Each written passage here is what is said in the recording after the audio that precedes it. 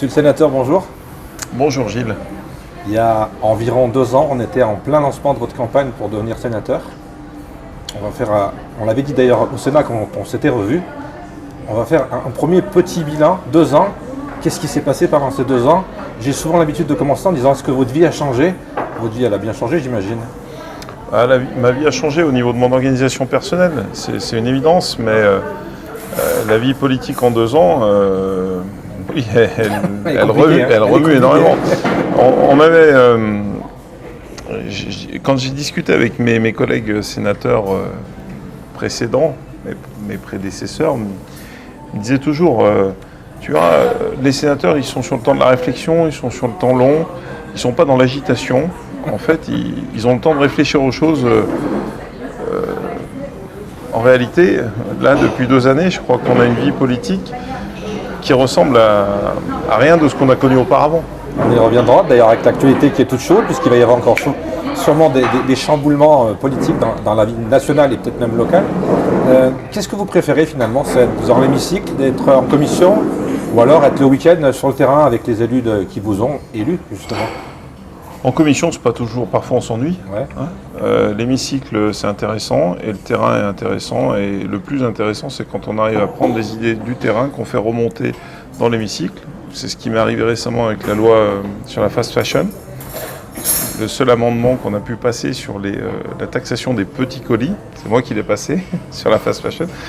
Et c'est en discutant avec un de mes concitoyens de Boin, qui m'a dit, mais en fait, on devrait taxer les petits colis de moins de 2 kilos, puisque c'est finalement la cible de certaines marques chinoises qu'on ne va pas citer, et en évitant la taxation des entreprises, en géocodant le lieu de livraison par le SIRET. On a présenté cet amendement qui est passé, donc là, je me suis dit, eh ben, finalement, c'est ça le travail des parlementaires, c'est parfois c'est vraiment ça d'ailleurs, c'est d'aller écouter le terrain, d'en tirer des bonnes idées, de les présenter dans l'hémicycle et d'arriver à faire adopter des amendements. Donc le plus intéressant, c'est quand on arrive à faire ça en fait. Parce que l'entre-soi parisien, quand on tourne en rond entre nous, c'est pas super intéressant. Et quand on est sur le terrain et qu'on fait des constats de ce qui va pas, et qu'on n'arrive pas à les porter à Paris, c'est pas très intéressant non plus. Le moment intéressant, c'est quand on prend une idée du terrain, qu'on la monte là-haut et qu'on arrive à la faire germer. Un bon degré de satisfaction alors. Oui. Quand on y arrive, oui. De la même manière que j'ai passé des amendements qui vont servir la Loire, notamment sur les services express régionaux métropolitains, des amendements qui sont aujourd'hui inscrits dans la loi et qui obligent la métropole de Lyon à réfléchir son réseau de transport en coordination et en accord avec la métropole stéphanoise. Ça, c'était pas prévu dans la loi. Et il y avait fort à parier que si cet amendement passait pas, chacun allait travailler dans son coin. Avec mon amendement, ils sont obligés de le réfléchir et de l'imaginer ensemble, en pleine coordination et en intermodalité. Donc oui, il y a une satisfaction quand on arrive à faire ça. Et 2 ans après, entre ce que vous imaginiez du rôle de sénateur et la réalité, est-ce qu'il y a une grande différence, ou alors on est en plein dans ce que vous aviez imaginé il y a 2 ans? Non, il y a quand même une grande différence dans le sens où je trouve que aujourd'hui, le rôle du Sénat change beaucoup puisqu'on essaie de nous faire faire un petit peu le travail de l'Assemblée nationale, puisqu'on a un problème à l'Assemblée nationale, évident, qui ne marche pas aujourd'hui. Donc tout se reporte sur le Sénat et ça, c'est pas le rôle naturel du Sénat. Le rôle naturel du Sénat, c'est d'être dans un rôle de contrôle et de contre-pouvoir. Tout à fait. Quand tout va bien, on a un président de la République, un gouvernement soutenu par une majorité de l'Assemblée nationale et un Sénat en contre-pouvoir de tout ça, en contrôle et en contre-pouvoir. C'est comme ça que la 5e a été imaginée. Aujourd'hui, ça ne marche pas. On est sur un Sénat qui ne peut pas faire son travail de contre-pouvoir parce qu'il est presque obligé de faire le boulot de l'Assemblée nationale. Donc là, c'est un sujet, ça c'est un vrai sujet parce que ce n'est pas le rôle des sénateurs. Nous, on doit être véritablement cette force de sagesse et de surveillance de l'exécutif, et aujourd'hui on ne le fait pas véritablement. Moi je suis pour qu'on ait un retour le plus rapidement possible, oui, avec une majorité, quelle qu'elle soit, à l'Assemblée nationale. Vous qui êtes un homme libre, on peut le dire, ça vous fait quelle impression aussi d'être dans un groupe, de peut-être pas marcher en solitaire? Dans le groupe dans lequel je siège, les indépendants, on a quand même ça c'est une grande liberté que nous accorde Claude Maluret, notre président. À aucun moment il nous impose un vote. Ce qui peut se pratiquer, ce qui se pratique dans les autres groupes. Et, donc moi j'ai jamais de vote contrarié en fait. Ouais. Voilà. Donc je vote comme je le sens. Là j'ai voté contre la loi là, pour le scrutin de liste bloqué dans les petites communes, qui impose la parité dans les petites communes, parce que la parité dans les petites communes, c'est plus un choix de liberté de la femme, c'est un choix de quotas en fait. C'est-à-dire qu'on va choisir les femmes parce qu'on a besoin de remplir les quotas, ce qui est presque contre-productif en réalité. Qui peut aussi arriver dans les grandes villes, il me semble. Exactement. Donc moi j'ai voté contre, et on a même, avec la sénatrice Cécile Cukierman, attaqué cette loi au Conseil constitutionnel, et à aucun moment on nous a imposé de voter ce texte, ce qui a pu être le cas dans d'autres groupes, où le chef a dit vous votez pour, et tout le monde a suivi d'un seul homme. Et on n'a pas des coups de téléphone du gouvernement qui vous demande de faire telle chose ou telle Aucun. chose. Aucun. Et puis on est tellement un petit groupe que même si le gouvernement avait quelque chose à faire passer, il ne nous appellerait pas nous parce qu'on n'est pas assez nombreux. Pour revenir à l'actualité, on a appris il y a quelques heures, j'allais dire, mais c'est maintenant quelques jours, que le 8 septembre, il va se passer des choses, le Parlement réuni pour voter la confiance. Ouais. Comment vous voyez ça? Comment ça va se passer selon vous? Selon moi, alors aujourd'hui on enregistre l'émission, on fait des pronostics, mais selon moi ça va mal se passer. Ça va mal se passer. Et le vote de confiance va échouer. Ce qui est logique dans les calculs pour l'instant. Ce qui est logique dans les calculs, et puis ce qui est logique dans l'opinion des Français. Aujourd'hui, on a l'impression que finalement, je vous coupe, et tout à l'heure on parlait de territoire, on a l'impression que ce qu'on vit et ce qu'on entend à la télévision, nous, le lambda, on est dans deux mondes différents et qui se rejoignent pas finalement. Oui, et puis moi ce que j'entends en territoire, c'est que les économies qui sont proposées par François Bayrou ne sont pas les économies que les Français attendent en réalité. C'est-à-dire que ce que les Français veulent, en fait, c'est pas ultra compliqué ce qu'ils demandent les Français. La justice, non? C'est dépenser moins au niveau public, voilà, faire en sorte que ce ne sont pas toujours les mêmes qui payent, c'est-à-dire ceux qui travaillent ou finalement, parce que la suppression des jours fériés, en fait, c'est quoi? C'est pour faire porter sur ceux qui travaillent et faire payer aux entreprises. Voilà. La fin de l'assistanat, c'est-à-dire le filet social, ok, mais pas pour un assistanat décomplexé, parce qu'aujourd'hui, ce qu'on vit, c'est un assistanat décomplexé. C'est des gens qui librement vous disent, moi, du moment où je profite du chômage, je profite de tout ça. Et ça, aujourd'hui, il y a un ras-le-bol dans la société. Ceux qui ne l'ont pas compris, c'est qu'ils ne sont vraiment pas au contact de la population. Du moment aujourd'hui où rester chez soi vous fait perdre de l'argent par rapport à un emploi, il y a un malaise, qu'on soit de gauche ou qu'on soit de droite. Évidemment, enfin ça infuse moins quand même à gauche. Mais évidemment, aujourd'hui, le problème, c'est que il n'y a pas cette différence entre le salaire net de celui qui travaille et qui a un petit salaire et les minima sociaux. Tout à fait. Et une des solutions de notre système bloqué en France aujourd'hui, c'est que celui qui travaille doit gagner plus en réalité. Et il doit gagner plus en faisant en sorte qu'il y ait moins de ponction sur son salaire. Parce que un salaire à 1 300 €, parce que ça, peu d'élus en parlent, peu de politiques, parce qu'ils n'ont pas tous toujours eu des fonctions, ils n'ont pas toujours tous travaillé en fin de compte. Sur un salaire, même sur un salaire bas, minimum, 1 300 €, 1 400 €, vous doublez presque entre ce que touche le salarié et ce que paye l'entreprise. Donc c'est pas que le patron ne veut pas faire plus d'efforts, c'est que déjà ça lui coûte le double. Le problème, il est là en fait, il est entre ce que verse l'entreprise et ce que reçoit le salarié. Il est là le problème. Et tout ça, quand ça va pour payer la retraite, j'ai pas de sujet. Quand ça va pour des dépenses où on a certains abus, notamment liés à la sécurité sociale, on a des gens qui abusent et qui profitent d'un système qui à la base est un système parfait, le système français. Un système parfait quand personne n'en abuse. Et bien aujourd'hui ça marche pas parce que les gens se disent on en a marre de payer pour tout le monde. Oui, on a l'impression que tout le monde abuse finalement. Mais en réalité, il y a beaucoup d'abus dans notre système. Il y a énormément d'abus. Ouais, ce qu'on dit, c'est qu'il faut peut-être plus de contrôleurs, il faut peut-être plus de policiers, il faut plus de contrôleurs et puis plus dur et puis plus juste. Mais plus dur et puis aussi plus égalitaire. Moi la taxe Zuckman, je l'ai pas votée parce que je trouvais il y a un détail qui me choquait dans la taxe Zuckman, c'était que on taxait le capital du travail. C'est-à-dire que moi j'aurais été pour qu'on impose des gros revenus qui finalement capitalisent sans réinvestir. Mais ceux qui réinvestissent, je pense qu'il ne faut pas les taxer. Ceux qui réinvestissent dans des entreprises, qui réinvestissent dans l'économie, il ne faut pas les taxer.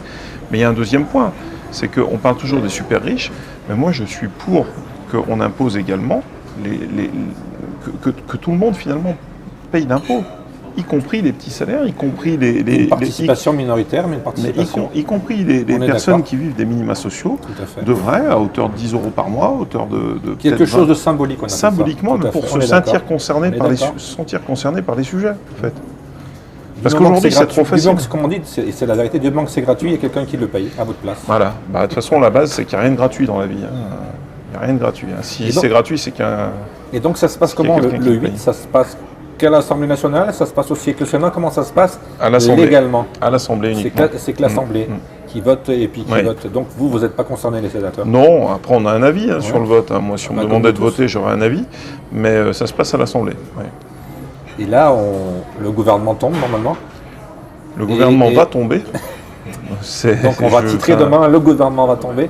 Moi, je ne suis pas joueur. Ils disent qu'il y a un trou de souris encore, alors je ne sais pas, je suis pas super joueur, mais je pense que le gouvernement va tomber. Ouais. Et donc, qu'est-ce qui se passe ensuite alors? Vous avez des infos je crois pas à la dissolution, même si elle est demandée et souhaitée par tout le monde. Disons qu'elle améliorera sûrement pas les choses, que ça risque d'être pire encore, les votes. Non, mais moi je suis pour une solution que tout le monde rejette aujourd'hui, mais je suis persuadé que dans les années à venir on y viendra. C'est que de toute façon, qu'on ait des pactes de gouvernement, y compris avec certaines idées des forces dites d'extrême droite. Donc vous vous inspirez de l'Allemagne? Mais de toute façon, il n'y a pas d'autre solution. Il y a 3 forces politiques dans le pays. Donc il y a une force centrale, une force de droite, une force de gauche. Il n'y en a pas une qui peut commander. Celle du milieu est en train de se réduire, non? Celle du milieu va se réduire, forcément, à l'avenir. Mais le problème, il n'est pas forcément au milieu, il est plutôt à droite. C'est que la droite est ce qu'on appelle l'extrême droite, entre guillemets, parce que c'est... L'extrême droite light, moi j'appelle ça. Oui, c'est plutôt... Enfin, là, on est sur de la sémantique, mais... Voilà, tout à fait. On n'est pas toujours... on pourrait tout à fait avoir des pactes de gouvernement, des pactes de gouvernance ou des pactes, des thématiques sur lesquelles on est d'accord. Typiquement, le sujet migrationniste, les sujets sécuritaires, on peut penser ce qu'on veut du Rassemblement national, de reconquête de tous ces partis. Ils avaient raison avant tout le monde. Aujourd'hui, le nier, c'est mentir aux gens. Donc aujourd'hui, je ne vois pas en quoi on ne pourrait pas signer des accords avec eux sur certaines thématiques. Après, sur autour de la retraite à 60 ans, ils ont totalement tort. C'est un mensonge, ça ne se fera pas. Donc, on ne peut pas embrasser totalement ce qu'ils disent et leur programme, mais on peut avoir des accords sur certains sujets et au moins débloquer la situation.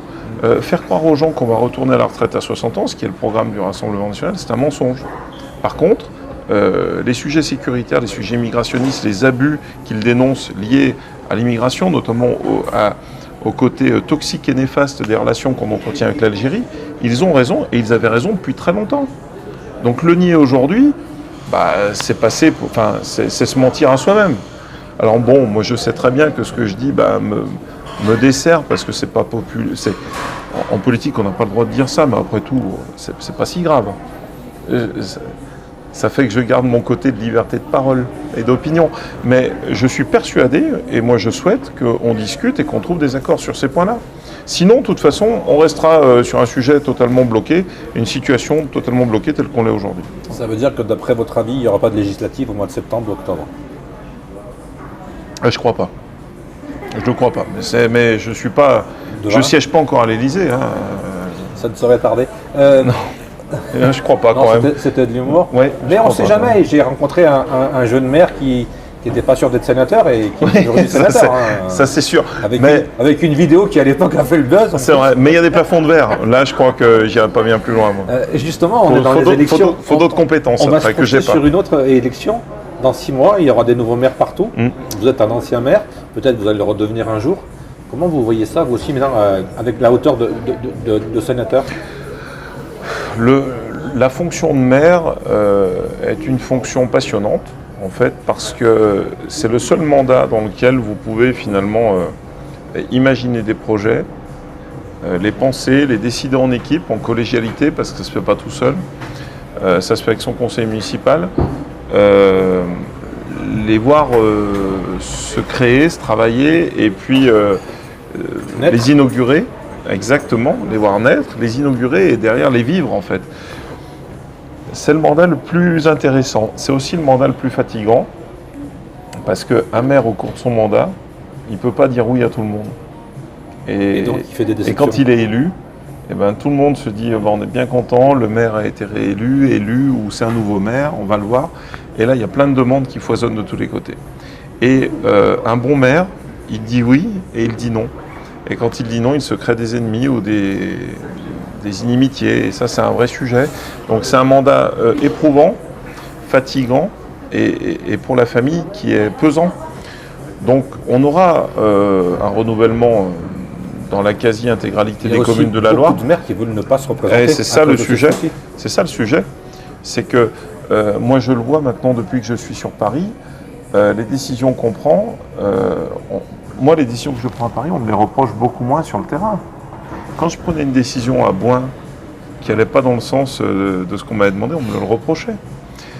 Ou au niveau du département. Mais à Paris, on vous le reproche moins parce que vous êtes loin.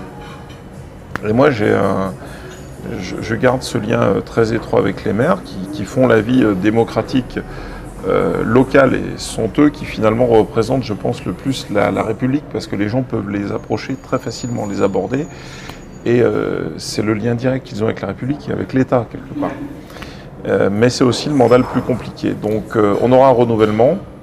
Je pense que dans les petites communes, les sortants seront forcément un petit peu privilégiés parce qu'il y a un attachement affectif au maire. Il y a un bilan, généralement. Il y a un bilan, voilà. Après, le reste, on va voir. Dans les grandes communes, moi, je considère qu'au-dessus de 15 000 habitants, la politique prend un peu le dessus. C'est ce que j'allais vous dire. Après, c'est la politique qui, quand même, joue un rôle presque déterminant. De mon point de vue, au-delà de 15 000, 20 000 habitants, la politique prend la suite, prend la main. On a l'impression, justement, aussi qu'on arrive en bout de piste un peu. J'ai l'impression qu'il y a beaucoup de maires qui ont été là depuis 2 mandats, qui ont fait du travail, qui sont partis ailleurs, et qu'on a beaucoup de grandes villes de la Loire qui risquent de basculer de retour. Il y a un vrai phénomène d'usure. À la fois communication, comme on dit, tue la communication. À la fois des élus et à la fois aussi des administrés. Donc, et puis, il y a un phénomène aussi qui fait que les projets qu'on porte quand on est maire sont très longs à sortir, très longs à se réaliser. Souvent inaugurés par le suivant. Exactement. Et donc la population dit il y a eu beaucoup de promesses, mais rien qui se passe. En fait, ça sort plus tard, quoi. Donc oui, mais typiquement dans le département de la Loire, on a vraiment 2 strates. On a les petites communes. Et puis, au-delà, moi je vous le dis, hein, c'est 15-20 000 habitants dans mon esprit, le seuil, où on passe sur un seuil politique après. Et est-ce que le sénateur a un avis tranché? Est-ce qu'on vous en parle au Sénat de tout ce qui est arrivé à Saint-Étienne et ce qui va se passer dans les semaines qui viennent? Bien sûr qu'on m'en parle, bien sûr. Si je vous disais on m'en parle pas, je vous mentirais. On ne vous parle pas que des Verts alors? Maintenant, on me reparle un peu des Verts. Maintenant. On me reparle un petit peu des Verts. J'ai souffert l'année passée parce qu'on me parlait des Verts, mais pas en bien. Oui, mais pour revenir à la politique, comment vous voyez-vous l'avenir de Saint-Étienne dans 6 mois? On ne sait pas ce qui va se passer, on est totalement neutre, encore une fois. Saint-Étienne est une ville... Parce qu'on a l'impression qu'elle est à l'arrêt depuis un an. Là. Oui, on a une ville qui a des difficultés, c'est évident, liées à l'affaire, mais on a une ville qui a fait des choses malgré tout. On a une ville qui a porté beaucoup de projets. Donc en fait, soit ce sera le vote qui validera ou sanctionnera le bilan, soit ce sera un vote qui validera ou sanctionnera l'affaire. Il est évident que cette affaire, elle nuit à toute lecture très lisible de la politique sur Saint-Étienne. Et beaucoup de gens ont peur aussi des extrêmes, encore une fois. Et beaucoup de gens ont peur. L'extrême droite n'a jamais été forte à Saint-Étienne. Les sondages ne sont pas vilains. Hein. Oui, mais à Saint-Étienne, l'extrême droite n'a jamais été très puissante. C'est pas faux, c'est pas faux. Je dirais qu'elle se cherche à Saint-Étienne. Elle se cherche à Saint-Étienne. C'est plutôt, je dirais, le LFI qui va faire un score important à Saint-Étienne. C'est plutôt ce que je vois. Qui risque finalement de brouiller les pistes. Parce qu'on ne sait pas quelles vont être les alliances, on ne sait pas ce qui va se passer. Oui, bien sûr. On a un groupement de gens qui étaient là et qui ne sont plus là, mais qui sont quand même là, qui est compliqué aussi. C'est vraiment flou. C'est House of Cards. Non, mais à gauche, on a une LFI très fort à Saint-Étienne, un PS qui, en fonction de ses alliances, est une force écologiste aussi importante, qui, en fonction de leurs alliances au premier ou au second tour, donneront des résultats différents. Tout à fait. Donc s'il y a un Et report après, au il ne faut second pas tour, confondre qu'une élection municipale, c'est quelque chose de très particulier. il On vote pour un homme. y a quand même un affect. Il y a un affect, il y a de la Et- politique et il y a un affect. C'est-à-dire que donc tout est possible à Saint-Étienne, tout est ouvert. Il y a l'union des droites et du centre. Bon, aujourd'hui, il n'y a pas beaucoup de listes qui sont déclarées pour l'instant Il y officiellement, en a déjà pas mal quand même, hein, des Oui. futurs candidats. mais pas tous déclarés. Ils ne sont pas encore passés par la case préfecture. C'est ça. Ou officialisation, on va dire. Donc à Saint-Étienne, tout est ouvert. En réalité, je pense que Saint-Étienne est une ville qui va se jouer ou se perdre Ça va peut-être se jouer à la communication. pas, finalement. pas avec une différence énorme à Ouais, mais l'arrivée. ça va peut-être se jouer à la communication. Oui. Celui qui passera le mieux à l'image ou qui Communi- dira le moins de bêtises. Communication, les alliances. Parce que je crois qu'à Saint-Étienne, on a besoin aussi d'avoir Moi, je dirais qu'on a besoin d'un projet. une force d'entraînement Un projet. et un projet. Pour terminer, avant de vous libérer, parce que vous avez d'autres rendez-vous, Non, mais mais attendez, je prends du plaisir à être avec vous. Bon, on peut ça va, continuer pendant 2 heures, il n'y a pas bon, de bah, ça problème. va. Moi, je voudrais. On était il y a une semaine à Boin et j'étais avec quelqu'un qui m'a dit mais c'est vraiment une belle petite ville. Et j'ai dit bah tiens, ça tombe bien. Déjà la mairie est belle et en plus j'ai dit bah cette mairie, je la connais un petit peu puisque je connais le sénateur. Quels sont le futur de votre ville, de Boin? Et puis j'ai vu qu'il y a un festival qui est juste à côté, dont on parle de plus en plus, qui Forestival est à Trélat. Forestival Est-ce que vous avez joué un rôle là-dessus aussi ou pas? Sur le Forestival, Ouais. non, ça Est-ce que existe. vous aidez? Ça existait avant moi. Mais vous avez peut-être la commune participé de Boin aide tous les ans sur l'aspect logistique. Moi, j'ai beaucoup de nostalgie quand je pense à ma commune de Boin, parce que c'est une population qui... ouais, j'ai une mouche qui m'embête. Il y a une mouche véritablement. qui n'a pas Et voté pour vous. Celle-là, elle est missionnée à mon avis. Et pourtant, j'ai vraiment fait... Ça doit être un mini drone. Ah, c'est un mini Parce que drone. je sais qu'on est surveillé. C'est un mini drone envoyé par les forces et les fistes. Mais en réalité, moi, j'ai beaucoup de nostalgie quand je pense à Boin, parce que c'est une population, je le dis de manière totalement transparente, qui n'a pas le même courant de pensée que moi, majoritairement, et qui m'a fait confiance. Et quand je dis m'a fait confiance, qui a fait confiance à mon équipe, en réalité, je n'étais pas tout seul. Si nous avons gagné en 2014, c'était parce que l'équipe que nous représentions, elle était plurielle, mais les gens connaissaient mes obédiences politiques, et je pense que beaucoup ont voté contre leur courant de pensée politique en votant pour nous. Et ça, c'est un signe, c'est pas partout qu'on le trouve en réalité. Donc moi, je garde beaucoup de respect, un lien fraternel avec cette commune de Boin, qui, c'est pas un secret, hein, d'ailleurs, j'habitais pas à Boin même, j'habitais juste à côté. Moi, ma commune d'origine, c'est Montverdun, mais ce sont deux communes qui sont très proches, hein, mais je voulais pas me présenter à Montverdun. Ils avaient eu mon grand-père en maire, mon père, j'allais pas me présenter après mon père. Et j'avais cette envie de mener une campagne municipale, mais à Boin, je considère que ça a été véritablement une chance qui m'a été laissée par des gens qui m'ont fait confiance en votant pour une couleur politique ou une sensibilité politique qui n'était pas la leur. Donc je leur dois beaucoup de respect et je me dois de servir cette commune tant que je le pourrai. Donc l'avenir de Boin, on verra. Moi je souhaite que ce soit bien entendu des gens émanant de mon équipe qui l'emportent, mais quoi qu'il en soit, je me mettrai toujours au service de cette commune parce que je leur dois beaucoup, parce qu'ils m'ont fait confiance et donc je dois leur rendre. Vous avez dit juste avant que votre obédience politique, depuis 2014, on est en 2025, avec tout ce que vous avez vécu, avec maintenant l'expérience parisienne et vous côtoyez des gens de toute la France, est-ce que cette obédience politique, cette envie, cette senteur un peu, j'ai envie de dire, puisque j'utilise ce terme, est-ce qu'elle a évolué? Est-ce qu'elle s'est modifiée finalement avec le temps? Alors moi je suis issu d'une famille d'agriculteurs. Mes deux grands-parents étaient agriculteurs, ils étaient de droite. Mon grand-père maternel et paternel, les deux étaient tous les deux de droite, mais la droite, pas celle qu'on connaît aujourd'hui. C'était la droite du travail.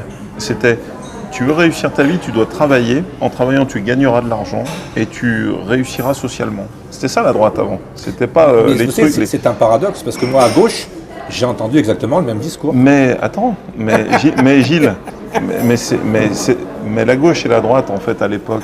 C'était la même chose? Non, mais il y avait. Les gens avaient les mêmes croyances. C'était la réussite sociale par le travail. Oui, oui. qu'est-ce qui a changé? Et par aussi un peu l'éducation. Et par l'éducation, mais qu'est-ce qui a changé? C'est que la droite s'est mise à tenir des théologies de gauche et que la gauche s'est mise à tenir des théologies de droite, pensant récupérer l'électorat réciproque des uns et des autres. Moi, ma croyance, moi j'étais adhérent de l'UMP à l'époque. Je ne me suis jamais intéressé à la politique jusqu'à ce que je me présente à la mairie de Boin. J'avais adhéré à l'UMP à l'époque, mais j'aimais pas trop le monde politique pour être tout à fait... Enfin, je dis ça, c'est un peu malvenu, mais bon, c'est pas grave, c'est la vérité. On coupera au montage. Non, mais il n'y a même pas besoin, je l'assume pleinement. Mais j'aimais pas trop le monde politique et je regardais tout ça avec un peu de méfiance, voire de la défiance, quoi. Et j'étais à l'UMP, et puis on faisait des petites réunions à l'UMP, puis quand il y a eu l'affaire Fillon, moi j'avais compris qu'on allait se prendre le mur, quoi. Après, quand j'ai été élu au département, j'avais pris des positions qui étaient peut-être un peu dures, où là la droite m'a dit tes propos nous dérangent, nous gênent parce que tu es trop à droite. Qu'est-ce que je peux en conclure? C'est que 10 ans après, je pense que la droite a trop fait de la gauche, parce que moi je n'ai pas bougé, je suis toujours dans ma ligne, mais aujourd'hui la droite est en train de me dire faut qu'on revienne à droite. Ouais, mais je pense que si on n'avait jamais changé de couloir... Oui, enfin, la droite, elle dit aujourd'hui, d'après la voix de M. Retailleau, qui sera à Rouen d'ailleurs le 5, qu'il faut soutenir M. Bayrou, là on a du mal à comprendre. Oui, ça on a du mal à comprendre. Là, j'avoue que même en étant neutre, on a du mal à comprendre. Ça, je suis d'accord avec toi. Moi, c'est pas ça que je veux te dire, Gilles. C'est que la droite du RPR de l'époque, elle tient des discours aujourd'hui qui seraient à l'extrême droite si on les analysait. Voilà, c'est pour ça qu'aujourd'hui, quand on dit l'extrême droite de Le Pen, on a l'impression quand on superpose des discours, tout à fait. Elle dit la même chose que Georges Marchais dans les années 70. Exactement. Donc on a du mal à se positionner. Mais c'est là qu'on a un problème et qu'on a menti aux gens, qu'on les a un peu trahis. C'est-à-dire que la droite du RPR, elle tenait des discours qui étaient de droite. Durs, mais qui étaient des discours de droite. Voilà, viscéralement de droite. Bon, alors aujourd'hui, on les classerait extrême droite, ces discours-là. Tout à fait. Vous les reprenez aujourd'hui, vous les classez extrême droite. Mais la société, elle a changé de la même manière que je vais faire un parallèle, vous allez trouver fou, mais aujourd'hui, les sketchs des inconnus, on ne pourrait plus les passer aujourd'hui parce qu'ils seraient jugés comme étant des sketchs racistes ou sexistes. Moi, je suis plutôt nostalgique de l'époque où on pouvait dire les choses qu'on pense, tout librement et simplement, et sans avoir à se travestir ou à se cacher derrière un masque. On est dans un monde de paradoxes aujourd'hui. On peut dire des énormités, ça passe. On est dans le monde du réseau social où il vaut mieux faire un petit selfie en disant regardez. Avec un filtre. Avec un filtre, que de dire finalement ce qu'on pense. Donc, moi, je pense que je n'ai pas changé ma ligne depuis ce temps-là.